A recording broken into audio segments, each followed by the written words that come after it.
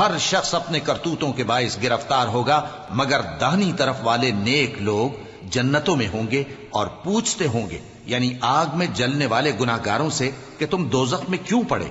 वो जवाब देंगे कि हम नमाजियों में शामिल न हुए और न हम फकीरों को खाना खिलाते थे, और हम बहस करने वालों के साथ मिलकर बहस करते थे और रोजे जजा को झुटलाते थे, यहां तक कि हमें मौत आ गई।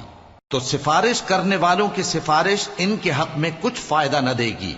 इनको क्या हुआ है कि नसीहत से रूगर्दां हो रहे हैं, गोया गधे हैं कि बिदक जाते हैं जो शेर से डर कर भाग जाते हैं।